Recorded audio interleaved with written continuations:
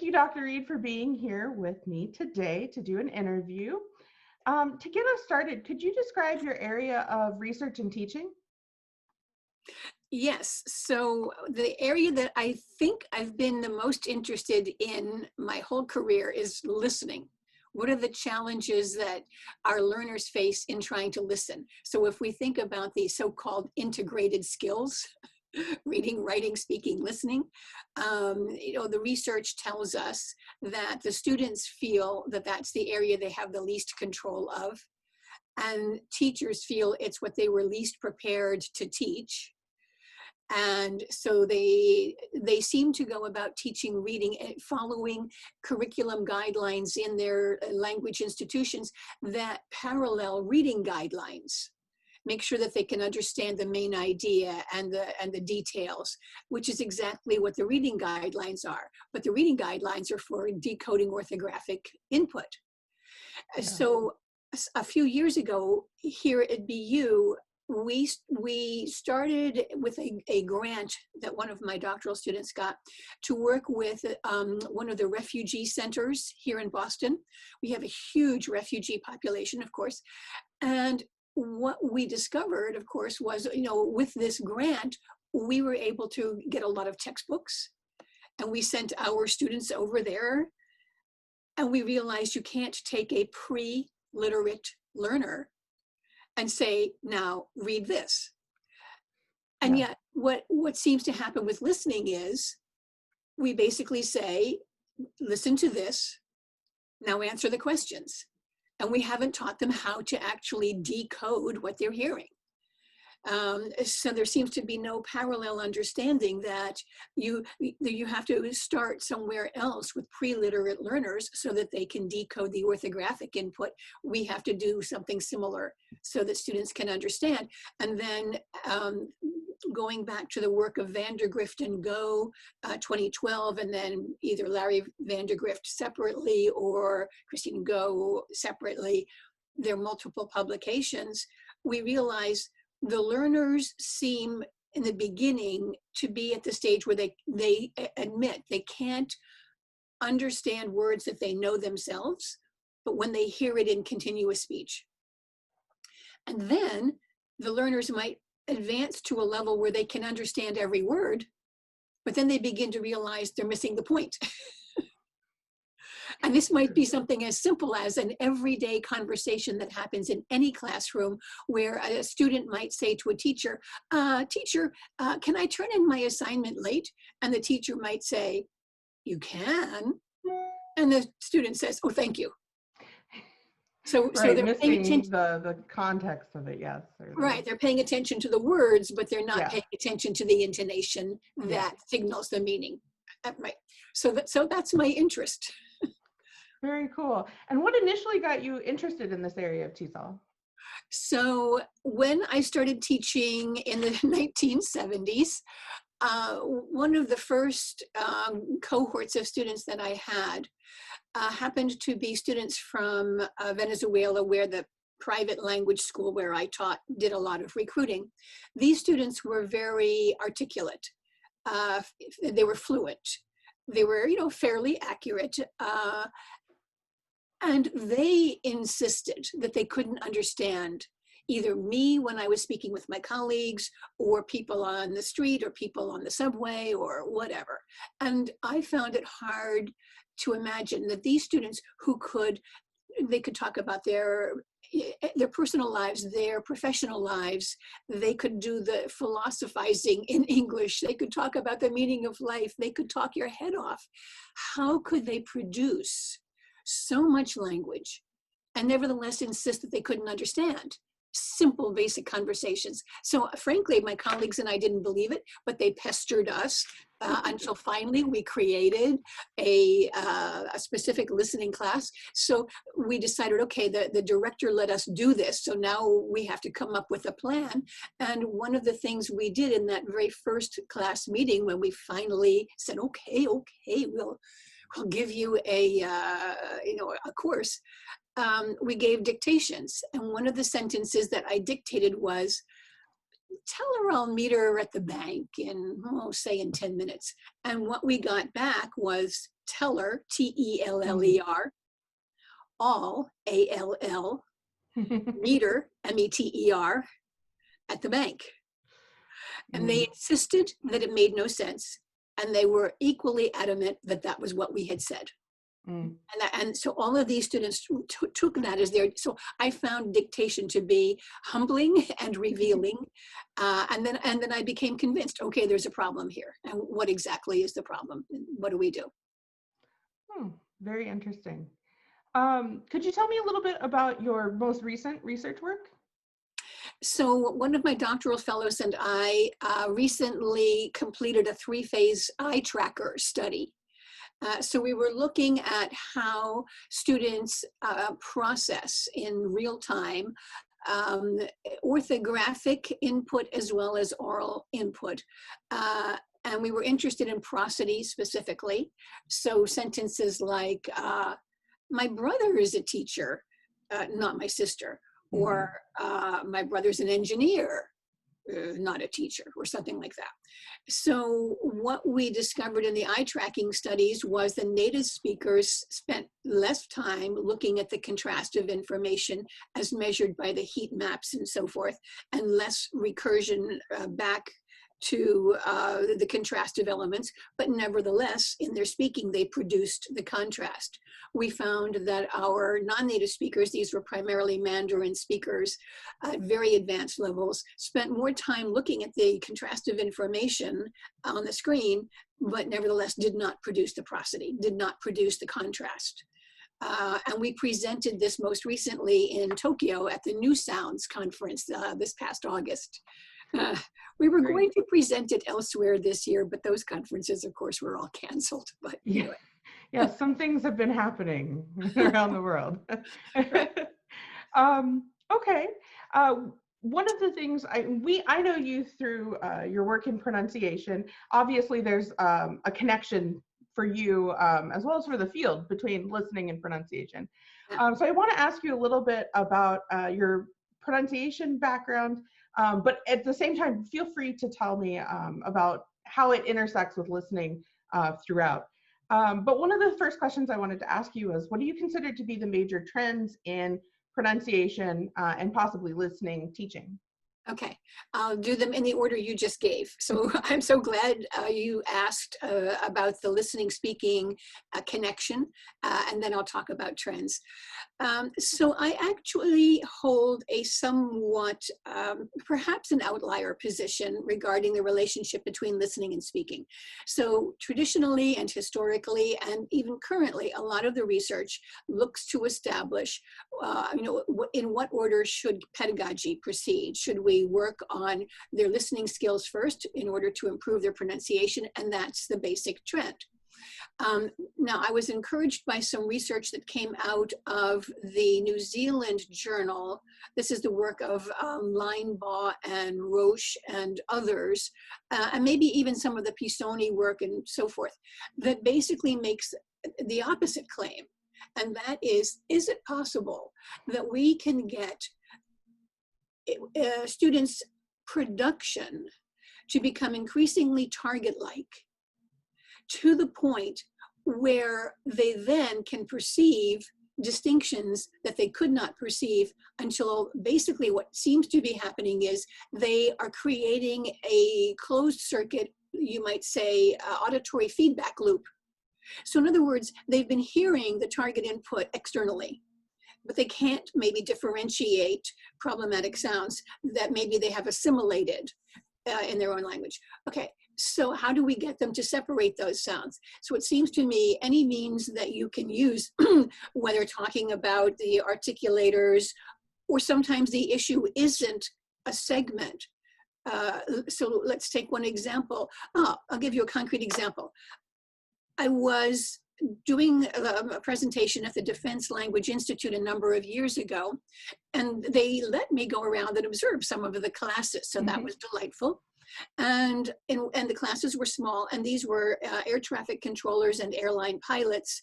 And in this one particular class that I observed, the task was take these coordinates, excuse me, and script your request for clearance for takeoff from this particular Air Force base to this other Air Force base. So they were very focused on the technicalities of this task. Yeah. And then once they had figured all of this out, then they were to do a role play. So the first pair was an Arabic speaker. So he wanted clearance for his departure. So the typical PB bilabial stop issue. The second person was a Korean speaker of English, and he wanted clearance for his departure. And I was sitting there listening, and when I do this, very much like I do when I observe student teachers, I just was automatically just taking notes. And then I started doing little hash mark counts. And I counted 15 times when the teacher said to him, no, no, no, it's not departure, it's departure. Okay, do it again, start all over. Mm-hmm. After 15 times of repeat after me, the Korean student was quite incensed, and he basically insisted, I am repeating after you. What's the problem? Mm-hmm. So here's the external input 15 times. It's not departure, it's departure. Do it again. And that external input isn't doing anything. So here, the fix is not to tell him how to position his articulators to produce a particular sound. Here he needs to know you're producing 2 syllables. It's a 3-syllable word. You need to add 1 more syllable. You need to put it at the very end, and it has to sound something like, and then of course we realize, oh yeah, the sound that it has to sound like is, according to Peter Ladefoged, one of the most rare sounds in the English language, right? Mm-hmm. The R-colored vowel, but at any rate, so this reinforces my thinking that the external input, repeat after me, may not work. If it does, move on. But when it doesn't, then you need to do something else, and you need to think maybe, instead of getting them to try to increase their listening capacity first, you get them to produce that target sound any way necessary. And when they do it, then you need to let them know that's it. Now you've got to do a kind of freeze frame and do it again until you have created a new motor memory that they can go back to on demand. And you've attacked the issue of speech perception via the route of speech production. And when you get their own production to converge upon as closely as possible the actual target, then the increased benefit is when they hear that target elsewhere, externally, now they can begin to match it and recognize it. So that's my take, a little bit different. So I'm a believer that when repeat after me doesn't work, move to try to get their production to converge upon the target in order to increase their listening perception. And then the second question you asked was trends, I think? Yes, trends. Okay, so here I'm actually going to mention the work of the doctoral student. He has now graduated. He's an assistant professor at Temple University now, and he has an article coming out in the Journal of Second Language Pronunciation that was actually his dissertation research. Okay. So again, we were interested in prosody. And we're looking at this interesting phenomenon where when we compare languages, we discover that Mandarin uses prosody even to a greater extent than English to show some of the same functions. Oh. Why would that be? Well, because it's a tone language. And so with a tone language where the lexical tone can change a particular word, when you want to, for example, show a contrast or emphasis or to correct someone's misperception, then you need intonation, but it actually has to be even stronger than the lexical tone so that it's distinct and differentiated. Mm. So it turns out that so there is a pitch contour, and it's the same pitch contour, but it's steeper, to show contrast, correction, emphasis, and implication. So the very same functions that we use intonation for in English, but it seems not to be transferred. Mm-hmm. And so one of the subjects in one of his studies happened to be an ITA, an International Teaching Fellow over at MIT, who participated in one of the studies in which he was presented with sentences in English with and without the contrastive stress, and an attempt to teach why you have to do it. Mhm. Then he was presented with the same sentences in Mandarin minus the intonation. And he was puzzled and said, well, there's something wrong with that sentence. And eventually, when he could put his finger on what was wrong with it, he said, well, I don't know what to pay attention to. Mm. Well, I guess I don't know what to pay attention to because it all sounded monotone. And of course, this is what Lucy Pickering has written extensively, that the prosody tends to be very monotone. And this is why students who have international teaching fellows get so frustrated because they don't know what's important. What am I supposed to focus on? It's all flat. And this would be consistent with Laura Hahn's work, her seminal work on primary stress. Okay, so what happened then with this particular teaching fellow was he said, my department chair is on my case all the time. My student evaluations are terrible. They keep telling me I have to do this stress and intonation stuff. And I go into class and I try, but I never know where to put it or why. So it's just too much trouble. So I just don't bother. But he said that, well, this makes sense. Then I would put it in English, the same place where I would put it in Mandarin. Wow. Okay, so he came back for his immediate post-test, and then his scores actually increased more in the delayed post-test. And what he reported was, first of all, he said, I go around and do this all the time now, and I do it with my wife, and she says, will you please stop with all this intonation stuff? You're just driving me crazy.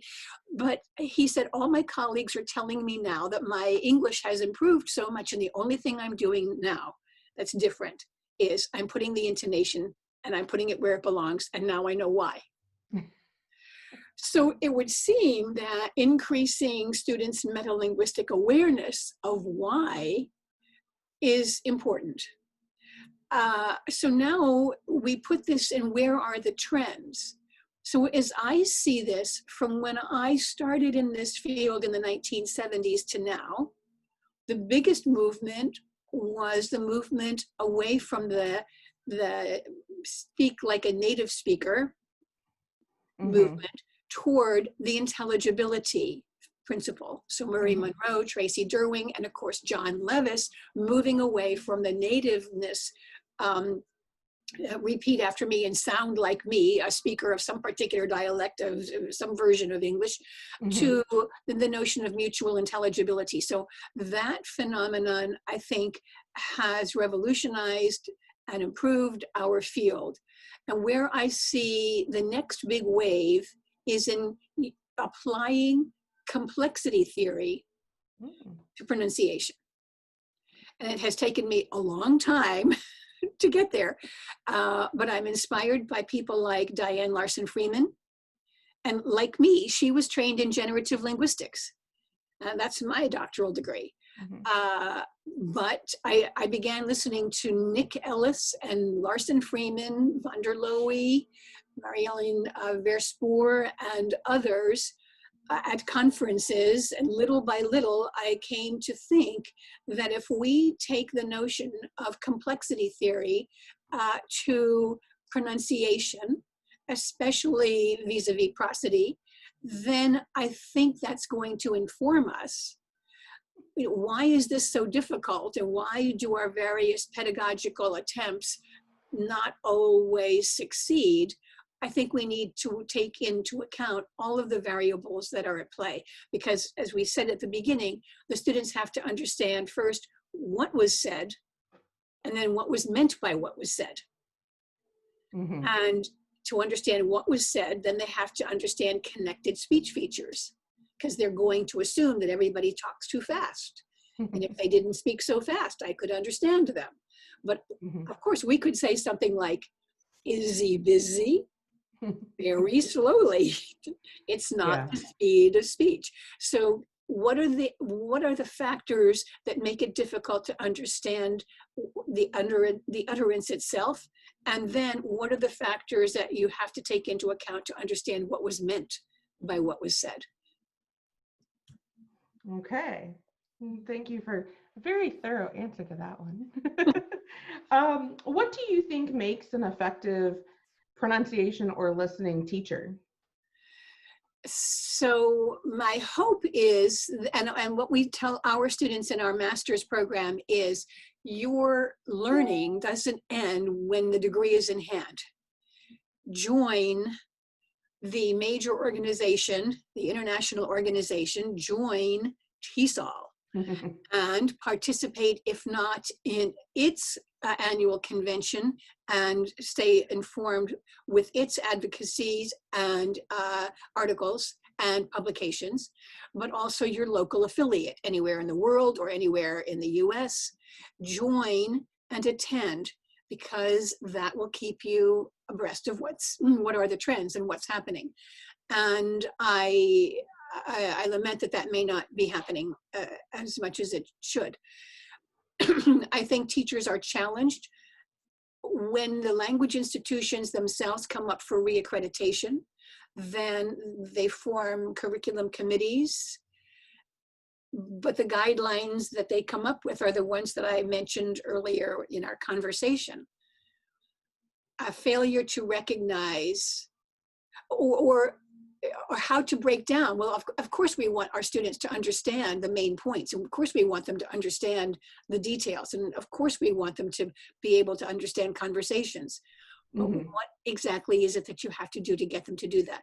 So they need to read what's available out there. And you know, the traditional lament is, will these ivory tower scholars just publish for each other and it's incomprehensible to us? I think that trend has changed. And I think people in our field are making the work accessible. If the teachers in the field would read it, would actually open it and read it and apply it. Okay, yeah, so continuing on with your development beyond your education. Okay. Yes. My next question is somewhat similar. Maybe we can get another tip out of you then. What general advice would you give to those starting out in pronunciation or listening teaching? So I think that they can apply some general principles. So I sort of see 3 action steps for being able to understand, either, you know, to teach or deal with, understanding what someone said and understanding what someone meant. So let's take the first one. I think we need to do surveys and find out what learners believe, because what they believe will inform the strategies they use and what they pay attention to and what they do. Mm-hmm. So giving simple surveys. Do you think, so something like a Likert scale perhaps, people talk too fast. If they didn't speak so fast, I could understand them, you know, strongly agree, strongly disagree, or whatever. Question by question, get at their underlying beliefs. So now you're dealing with what they think. Then ask them, what are your strategies? So when I have done this, students will tell me, oh, I listen for the content, the little words are not important. And this sounds like what we teach in TOEFL prep. Pay attention to content words. Okay, so then find out what their strategies are and then test their skills. So we've done this with short passages. In other words, one does not have to do a 15-minute TED Talk or a whole podcast. I have taken, for example, a 3-sentence introduction to one of Ira Glass's This American Life podcasts. It's something like 64 words, that's all. And I've done close tasks. But instead of just some random every 5th word or every 7th word or something, I've given the students every content word, 48 content words out of the 64. All the content words are there. All I did was take out the little function words that aren't so important. And I've done this so this particular Ira Glass podcast is about, what does he call it? The parent trap or something like that. But so I'll first of all tell the students in advance as they're sitting there with the script in front of them with blanks, numbered blanks. And it's always 2 blanks. And all of the content words are there. So we'll tell them, you're going to hear the introduction to a story about a young man named Dave and what happened to Dave in 2008 during the worldwide financial crisis. And your task is to just fill in the blanks. Let's begin. And we find a 100% failure rate every single time. Sometimes they might write something in the margins, but whatever. And they throw up their hands and say, no, I couldn't understand. And so they expect that we'll play it again and explain and play it again and explain. And then when they finally have it all, is it because they heard it or the teacher just kept explaining? Not obvious. So we find out, okay, so why did this not work? And then for teaching, what we want to do, let's say we've selected something we want them to hear, whether it's in English for specific purposes, business English, legal English, whatever it might be. Pre-select what they are going to hear. Ask them, what vocabulary words do you anticipate you will hear? And I think many teachers do this, the pre-listening. Yeah. What's missing is, what do you think those words are going to sound like? Is it a multisyllabic word? How many syllables? Where's the primary stress? Because the student's mental image of those words, excuse me, may not match the actual acoustic input. So what words do you expect to hear? What do you think they sound like? And then and then play it and see if that works. And at the end, come back and debrief. And that's going to get us to, well, the issue is the connected speech parts. How do you segment the continuous speech stream and so forth? So 3 steps, find out their underlying beliefs, find out their strategies, test their skills.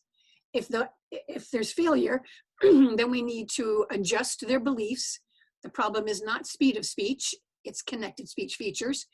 And teach them how, and then the thing that's missing is they seem not to be using their knowledge of language, their knowledge of grammar. And so when we do this particular passage, the 3-sentence passage, at conferences, I'll project that and not play it, and every native speaker can fill in every blank. Yeah. What could possibly use your knowledge of language to fill in the blanks? You don't even have to hear it, but they tend not to use that information. And then for prosody, it's the same thing. 3 steps. Can they detect an increased pitch range? If the students, again, you do the survey, if they think that English is sing-songy, exaggerated, they tell you, like what Judy Gilbert says in the Linda Grant's Pronunciation Myths book, if the students are sitting there thinking, this is silly, this is ridiculous, I would never talk this way, it's foolish, if that's what they're thinking, and to them all of English is just extremely exaggerated, it's their choice not to use it, although we discover if they want to make fun of American speakers, they're very good at making fun of us because they know exactly what to do with the pitch contour. They can do it, they can produce it. But if they think that it's silly, foolish, ridiculous, and it's decorative, that's Judy Gilbert's term, and it cannot change the meaning, then the question becomes, can they detect more highly marked intonation when they hear it? Can they locate it, and can they interpret it? 3 steps: detect, locate, interpret. And what are the possible interpretations? Somebody is using this pitch contour for emphasis, for contrast or correction, or for implication. That's it. Those are your options. So 3 steps in both cases. Okay, perfect. My next question is, would you describe one of your favorite activities to teach pronunciation or listening, and describe why it's one of your favorites? Oh, actually, I think using keep in mind, I don't teach students so much anymore, except I do this in a legal English class now that I think of it. So what I just described to you, I do with the students. so I'm basically a teacher trainer, and I will have to say, when I was asked to do this legal English class, I thought, okay, I tell my master students, do this, it will work, and I actually had to do it. But it's basically the same thing. We have them listen to C-SPAN. Excuse me. They're listening to a former Chief Justice, not Chief Justice, a Supreme Court Justice, addressing the Senate Judiciary Committee. And we basically do everything I just said to you, preview what vocabulary you expect to hear, what will it sound like, and only then do they listen, and then debrief what worked and what didn't. The other thing is teaching them things like hesitation phenomena. So repetitions and ers and ahs and ums and so forth. Yeah. Okay. All right. And to kind of wrap us up, what do you think the future holds for pronunciation and listening teaching? I think that the interest is growing. So sorry, I have asthma. So I think the interest is growing, including in listening. And maybe that's the trend that I saw the most. So you might be familiar, I'm sure, with Tamara Jones, who's very active in the TESOL Association. Yeah. So Tamara and I are co-editing a new volume that will come out just at the end of this year or beginning of 2021, perhaps, listening in the classroom. So you may remember she did pronunciation in the classroom. So this is going to be listening in the classroom. So it's an edited volume with a number of contributors. John Levis and I are working on the prospectus that we already have spoken with our former editor, Wiley Blackwell, for a more scholarly. So the one that Tamara and I are doing is a practitioner-oriented volume, and John and I are working on a more scholarly-oriented volume, specifically on listening. I think listening is the current trend. There's just so much increased awareness that this is the area, going back to what Vandergrift and Go said, where the learners feel the least secure and the teachers don't feel they had the training to know how to approach. But the number of papers coming out in listening is increasing, and the number of conference talks on listening is increasing. So I think that's an area of focus. Wonderful. So after pronunciation has come back in the research a little bit, now it's listening's turn. Right, but they're connected. Of course, it's two sides of the same coin. Yes. Okay, that was my final question. Thank you so much for doing this interview.